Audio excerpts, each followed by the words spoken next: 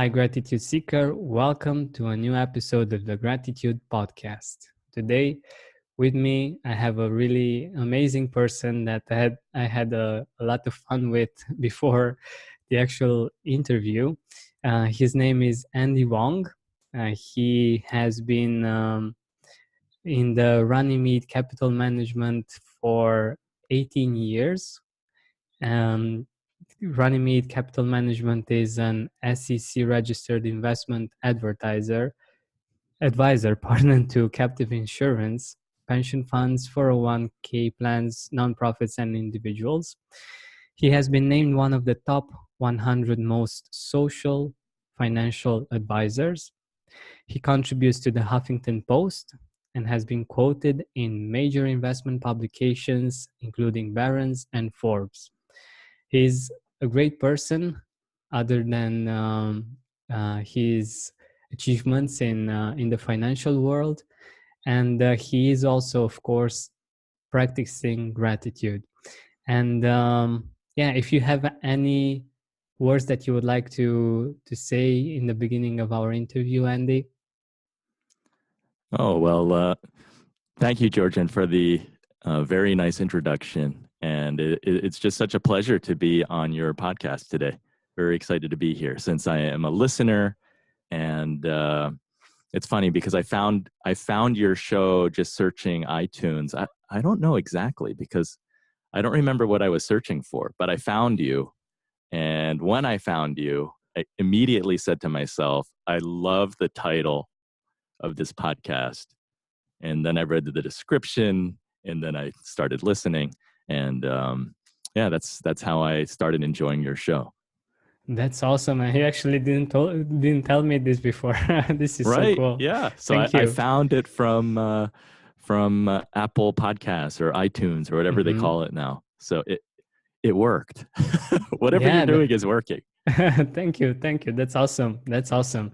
And I know that you are working on a podcast right now, and I love the fact that you have a positive twist to it and a way of seeing the subject that is pretty unique and pretty interesting, right? Yeah, I'm getting ready to launch a podcast. The name is called Inspired Money. And I think it is related to your subject matter. I'm not quite exactly sure what the connection is, but I know that there's an interrelationship there. But my idea is that people generally, we don't talk about money enough in our lives. And when we do, too often it's more in a negative light. Or people will talk about money, but it's like they only talk about money when there's like a big lottery ticket and they want to play the lottery and win the lottery. Or they're complaining that they don't have enough money. So I wanted to introduce a show that really encouraged having money conversations, but also in a positive light, as you say. And I think that inspiration is a good thing. And the more that we hear people talk about inspired money stories or gratitude, it just helps to remind all of our listeners of what to prioritize in our lives.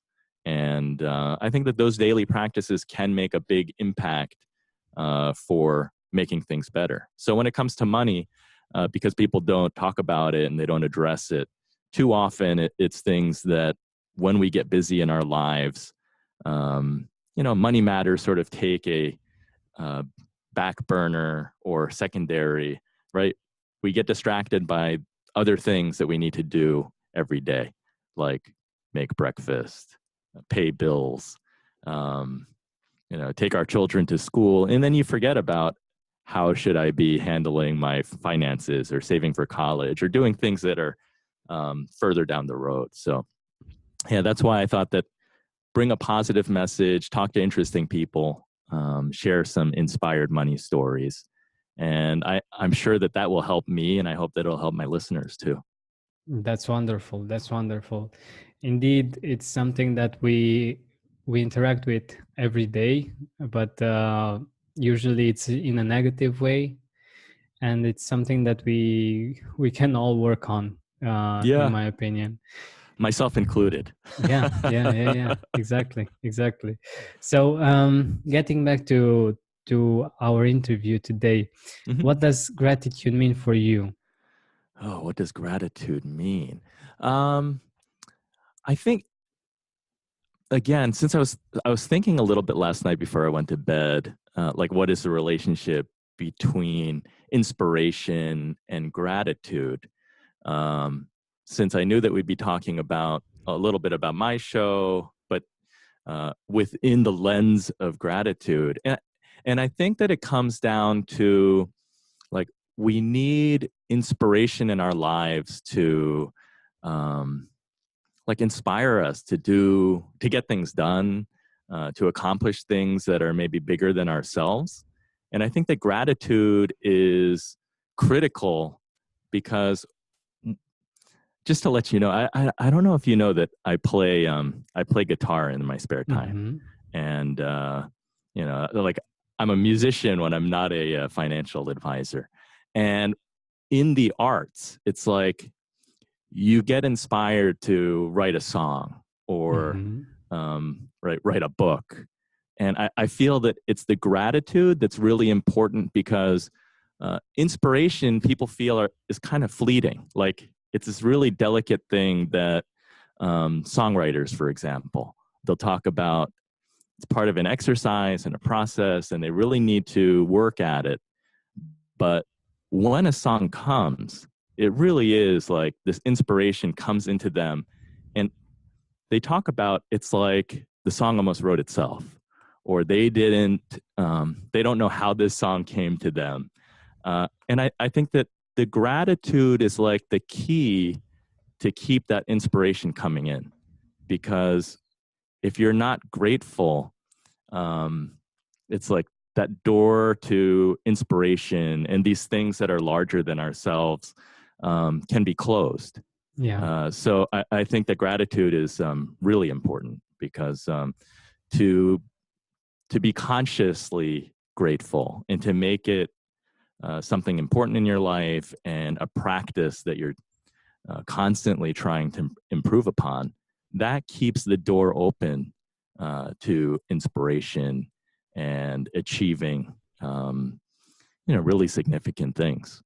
Yeah, and I also have a short episode of gratitude reminders, and I think that it can relate to your topic, to money.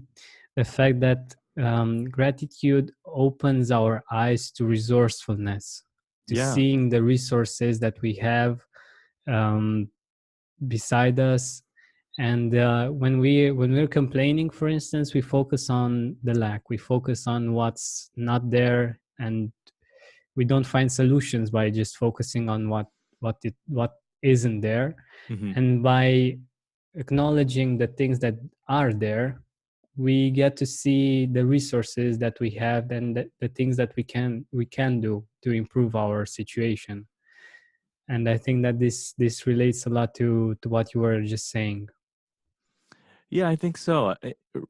I think, yeah, 2 points I think that come to my mind are one that some of these things seem like uh, sometimes they can't be explained, but it seems that like scientifically there are studies that show that when one is grateful, when one is happy, when one is inspired, you do see opportunities that you may be reading a newspaper and the research shows that when you're more grateful, when you're happy, you actually see opportunities that you don't see if you're in a very negative state of mind. And I find those things fascinating. Yeah, Um, it's actually the law of attraction in the real world, like not just something that's a spiritual idea, but it's actually um, in the world that we're living in. Like the fact that you are grateful, you can see the resources around you. And like you said, when you're reading a newspaper or something like this and you find an opportunity there, it's because you focused before on opportunities and on resources that it helps you to see it once again. And the energy to do it, to actually put things into action, also comes from this, from the fact that you appreciate your experience, you appreciate the resources, and you get to use them and to create something even more beautiful. Yeah, it seems like it really is an important way to keep one's eyes and mind open to opportunities that are out there. I think that if we're closed-minded or we're in a negative state of mind, maybe we're just too internally focused, and you just miss opportunity. You just don't see opportunities that are like right in front of us. But yeah, sometimes I think that like conceptually, it just seems a little bit out there. Some of these concepts that we're talking about, because it's not necessarily scientific or mathematical. But I think when one does take a deeper look, that like science and evidence, there is there's support there too for some of the things that we're talking about. Yeah, totally. But I'm really curious if you have some words of wisdom, like a quote on gratitude that you really like. It's a good question. There are, yeah. I looked at, I Googled, right, to see what kind of quotes there are out there. And there are so many quotes on gratitude. I settled on one written by Dr. Albert Schweitzer, who is the 1952 Nobel Prize winner. And he said, at times our own light goes out and is rekindled by a spark from another person. Each of us has cause to think with deep gratitude of those who have lighted the flame within us. And I really love that one because it underscores the importance of friendships and family and community, and how we can help one another, that we can't just do it on our own. And I think the other part of this is that it talks about that it's kind of a cyclical phenomenon, right? It's not binary. It's not on or off.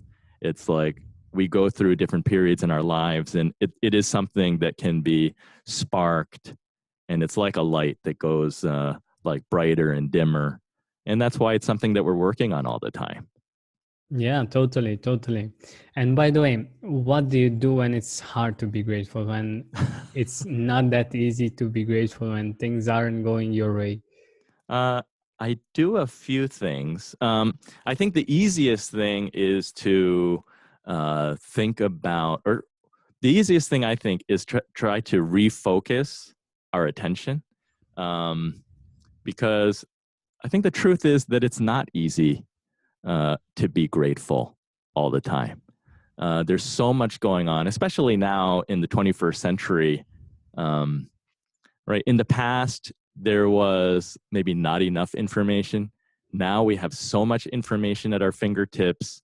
We have smartphones, we have our computer, and there's just so much. We're being inundated with news headlines all the time. And unfortunately, most of the news headlines are negative ones, because that's what tends to sell newspapers and advertising in the papers.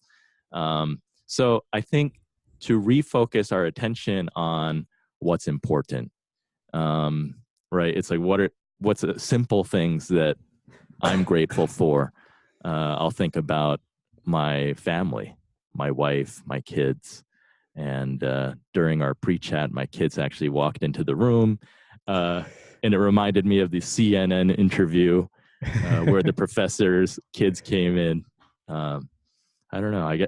I'm sorry that I didn't have the excitement and fanfare. My wife did not come running in to grab the children since she's not here. But yeah, I think just refocusing our attention makes a big difference. Yeah, this is amazing.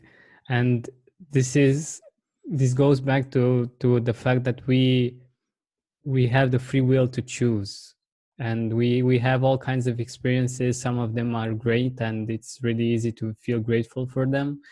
Some of them not so much, and the fact that we have this possibility of choosing where our focus goes is what can change the experience we have of life, and how much we appreciate everything that happens to us.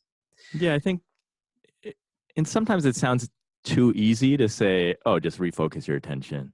So I guess the other thing I'd like to add is that, um, sometimes it's good if you want something specific. It's like to try to think of something inspirational to you, whether that's a person, place, or thing, um, because that can, more directly refocus your attention. And like for me, I have some pictures back here. I don't know if you can see. There's a sailboat back there, Mm-hmm. and that sailboat is called the Hokulea, which means Star of Gladness. It's a replica of an ancient Hawaiian sailing vessel, a double hull canoe. Wow. And the Hawaiians built that in the 1970s to prove to everyone that the Polynesians were really great navigators going back in their history. Because there were some historians who said that people got onto a raft, floated aimlessly through the Pacific, and then just landed in Hawaii and Tahiti, different islands. But the Polynesians said no. They said our ancestors actually knew how to navigate by the stars, using the wind, looking at the currents. And they built this replica canoe to prove that. And I got to see the canoe last year in New York City because they just concluded a 3-year voyage around the world. And they used Wow. no modern day instruments. They sailed in the old way, uh, just looking at stars, knowing where the moon and sun are and relative to the horizon, and they proved to the world that they indeed could navigate with great accuracy. And they spread this message of taking care of our island Earth and the environment. So I keep that on my wall to keep me inspired and keep me grateful, because when you look up at the sky and you look at the stars, you realize how small you are and how small Mm-hmm. your problems are, and how blessed we are to be doing whatever we're doing. Yeah, totally. By the way, I'm really curious. What does the Hawaiian tradition teach about gratitude? Like, what have About you been taught gratitude, when you were a child?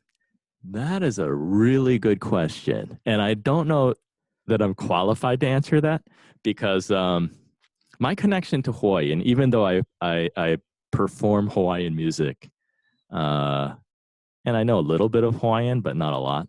Um, I was born in New York and grew up Oh, on the East okay. Coast. My wife was born and raised in Hawaii, and that's my Okay. connection.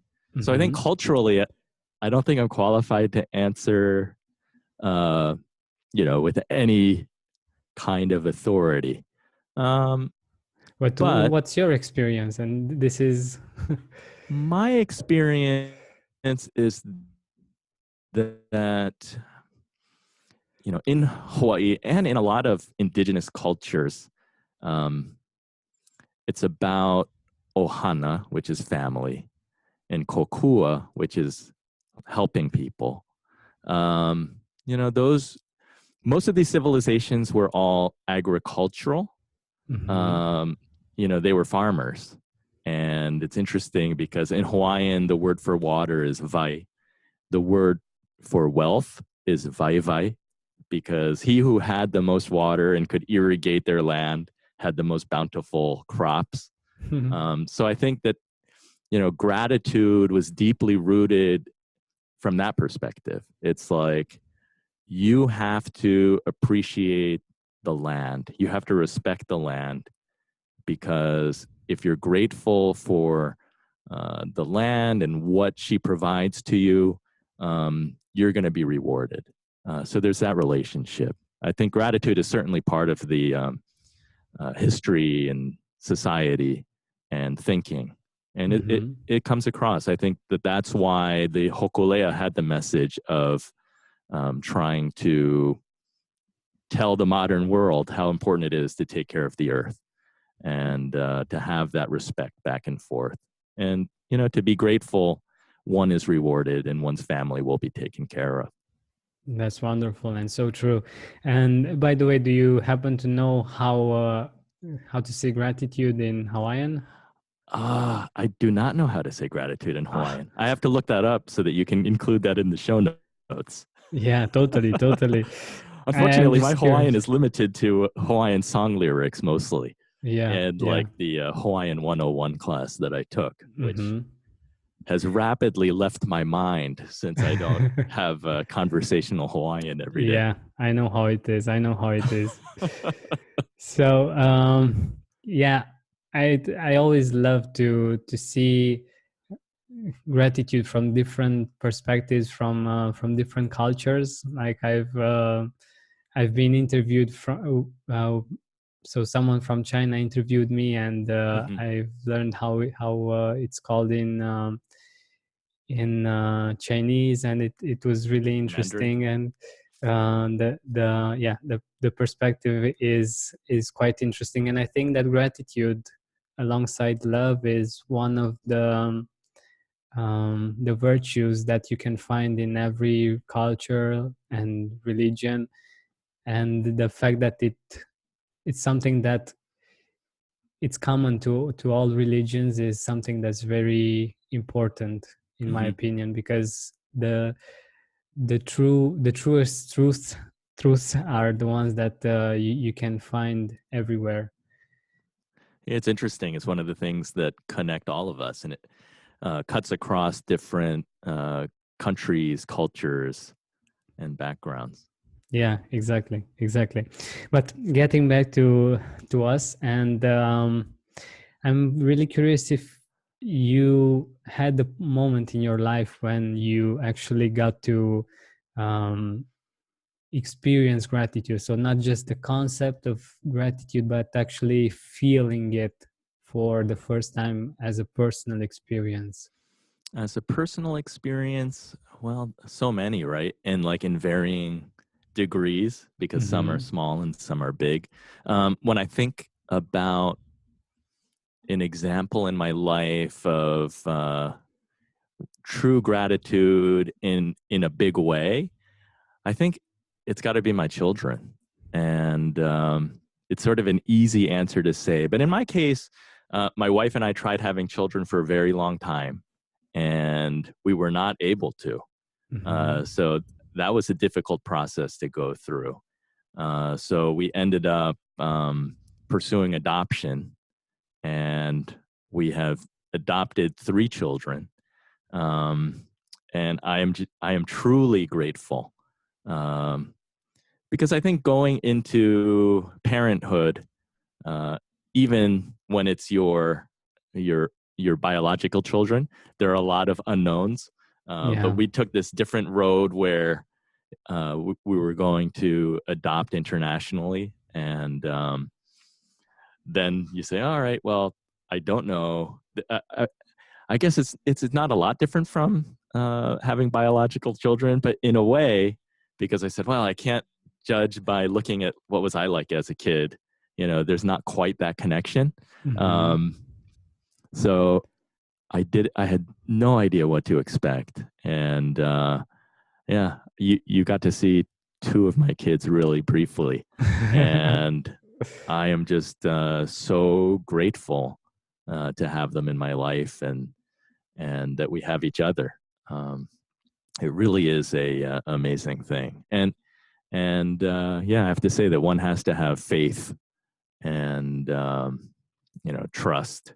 And that's gratitude for me, because so much is out of my control, and I wouldn't change a thing. Sitting That's here today. Beautiful. Yeah. And getting back to the business side, like in your career, do you feel that gratitude has helped you to be successful?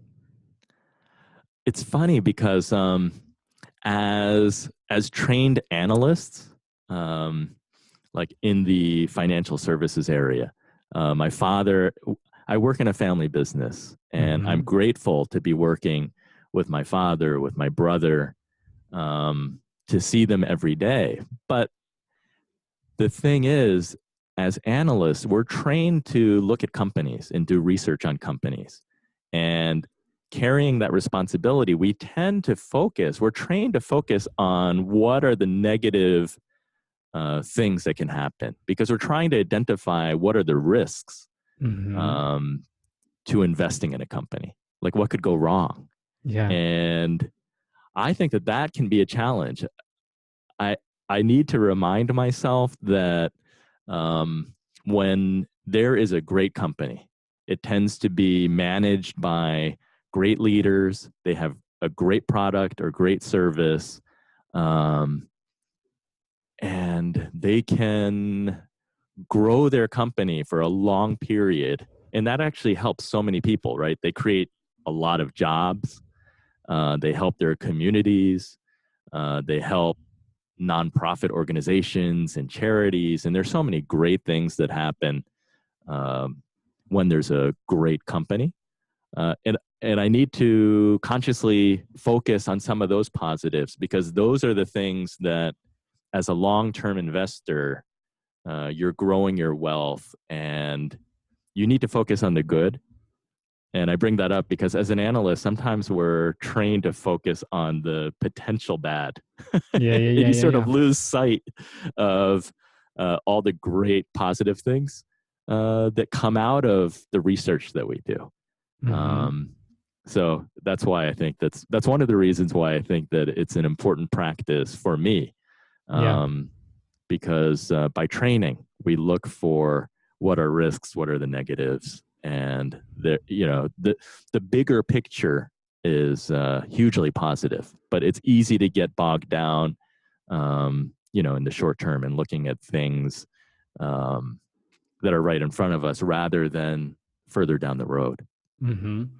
I'm sure you're not the only one that's working in a job that has to focus a lot on the negatives, and I'm sure that our listeners can relate as well. Like whether they're working, I don't know, in in the news industry or something like this, where they need to focus on those things.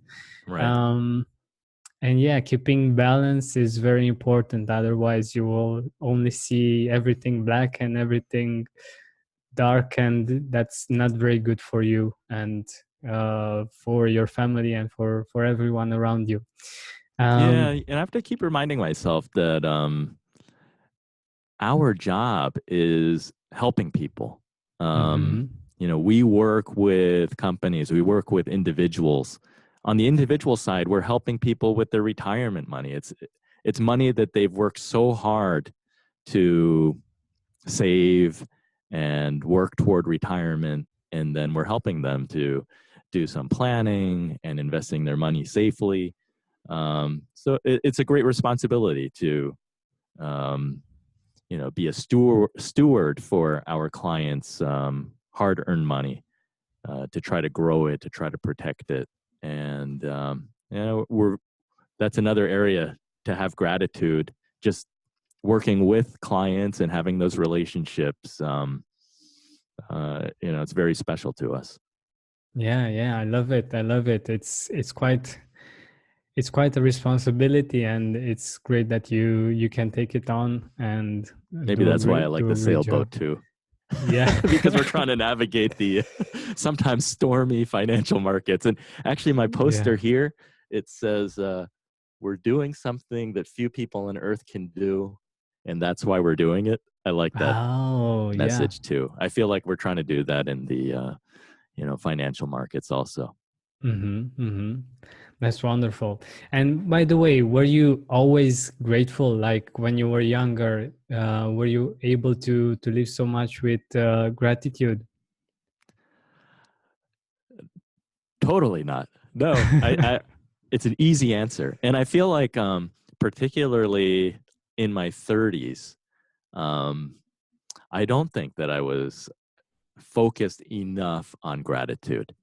I think that, you know, when you're in your 20s, you're young. When you're in your 30s, I was so focused on work.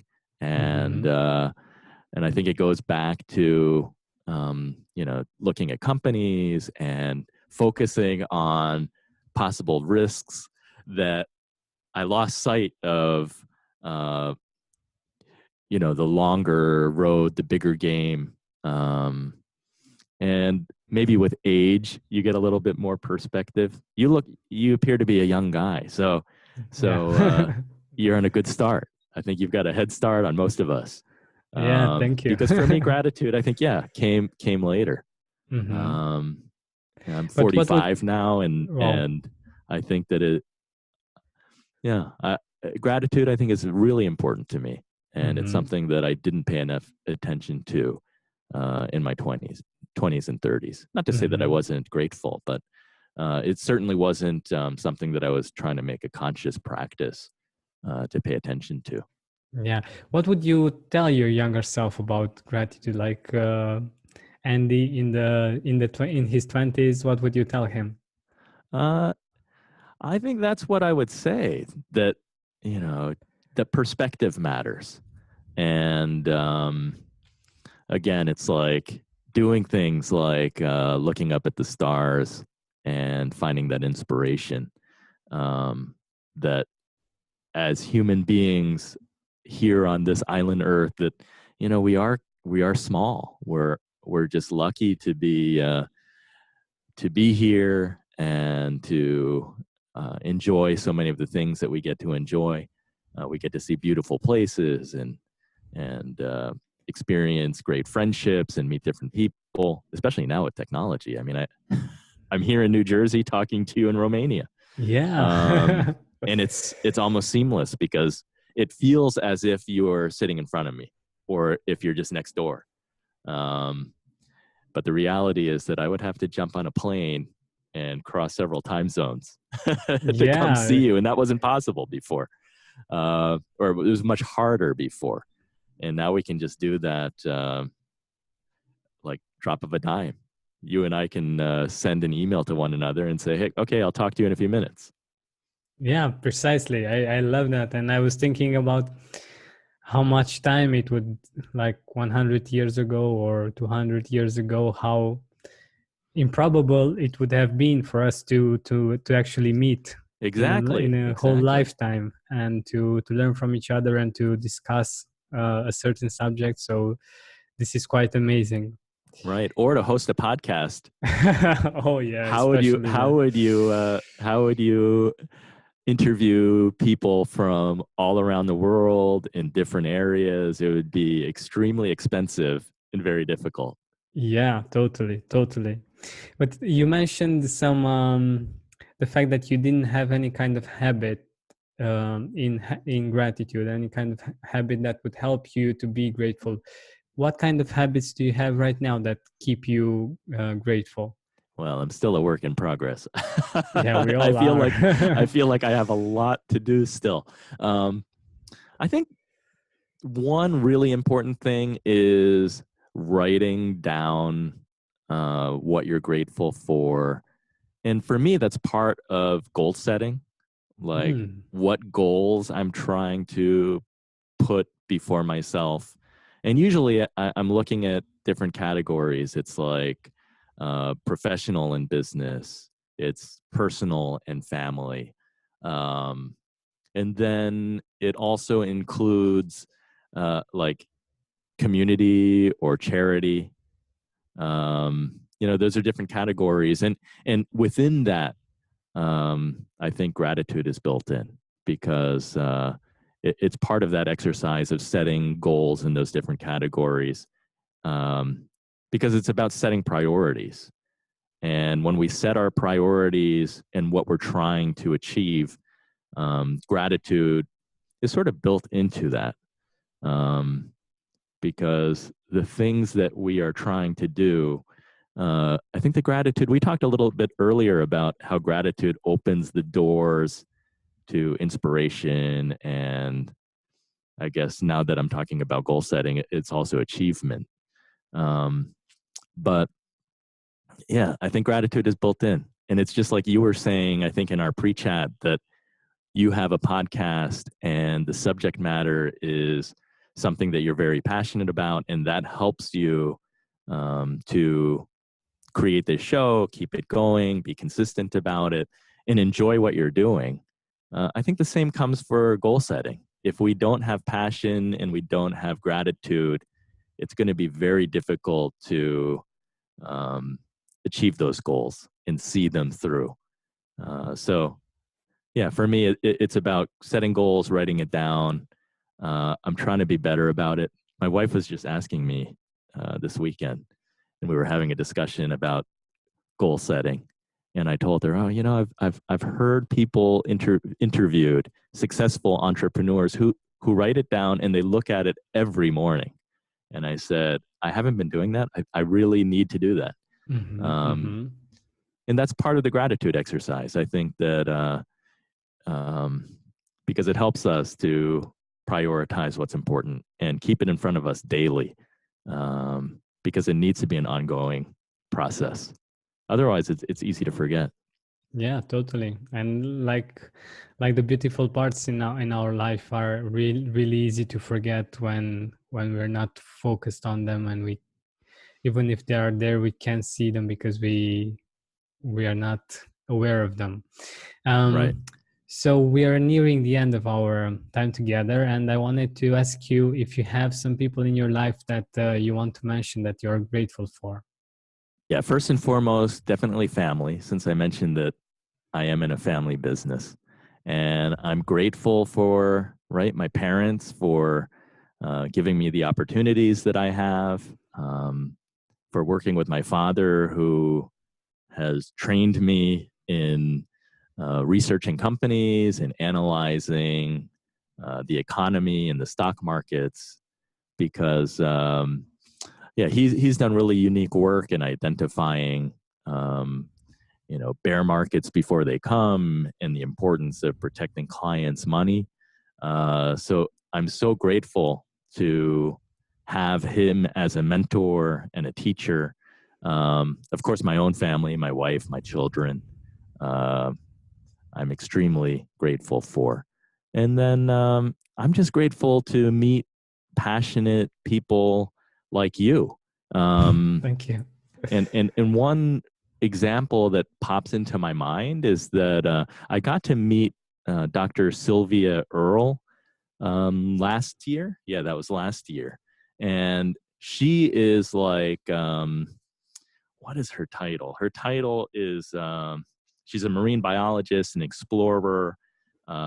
She's an author and a lecturer, and she's been the National Geographic Explorer in Residence for a really long time. I think since 1998.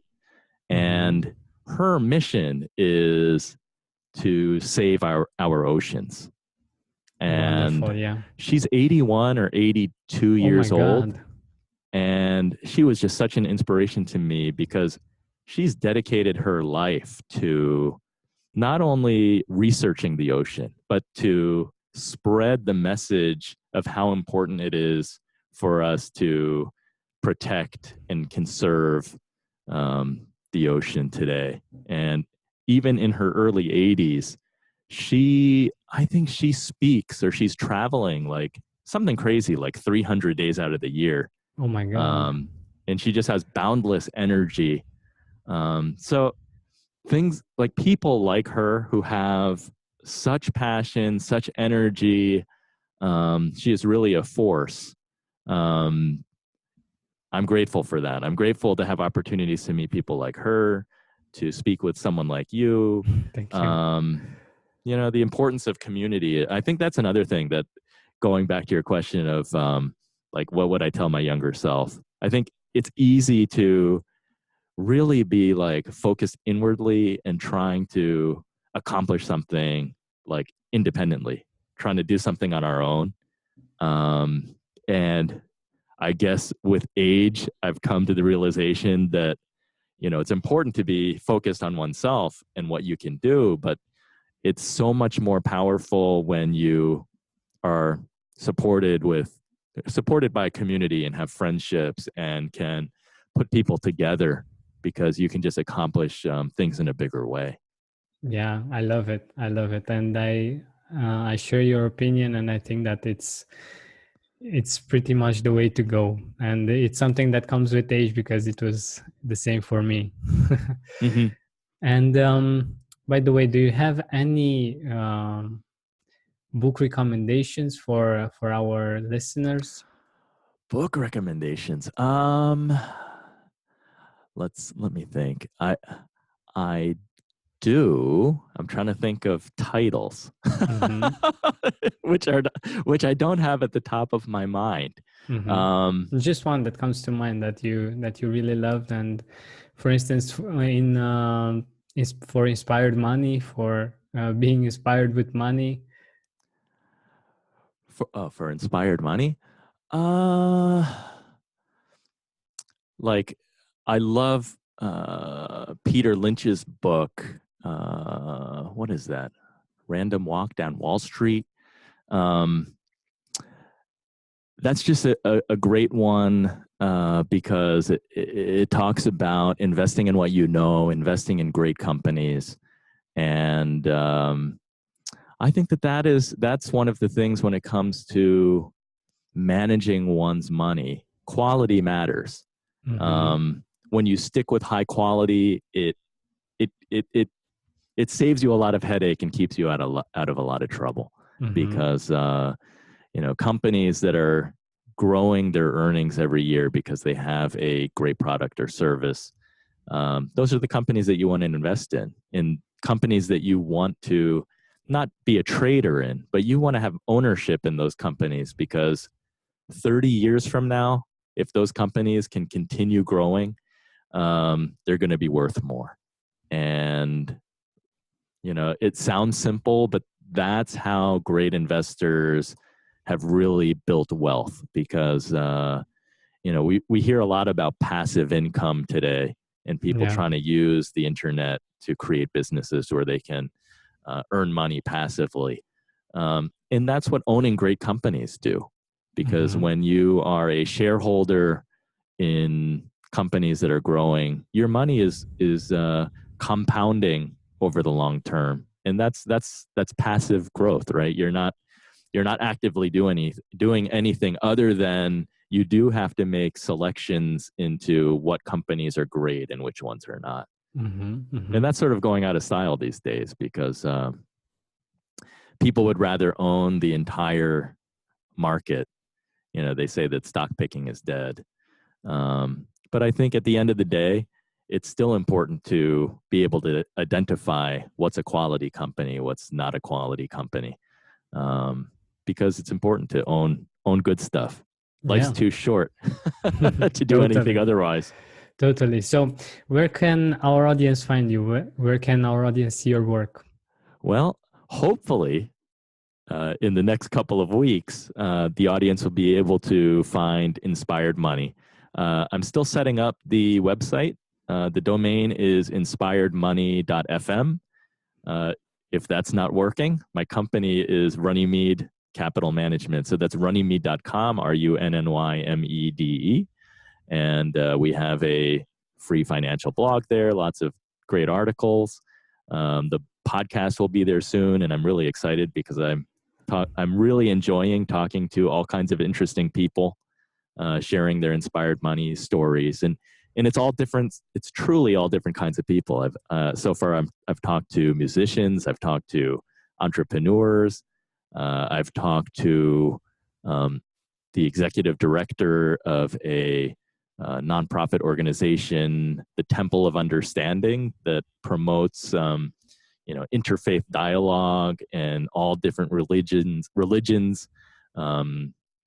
learning about different religions, and originally having the religious leaders all speak to one another. The Mm-hmm. founder became friends with the Pope and all kinds Oh. of the Dalai Lama. it's fascinating talking to different people. And yeah, I'm really excited about it. I guess I'm on Twitter too, at Runnymede Cap is my Twitter handle. All right. Thank you so much for being here with us and for sharing your wisdom and your knowledge, and for being part of the Gratitude Podcast. Thanks for having me, Georgian. It's so fun to be a part of your show. And yeah, it means a lot to me because I've been enjoying listening myself. So it's good to be on this side. Thank you. To be involved. So Thank you so much. Thanks for having me.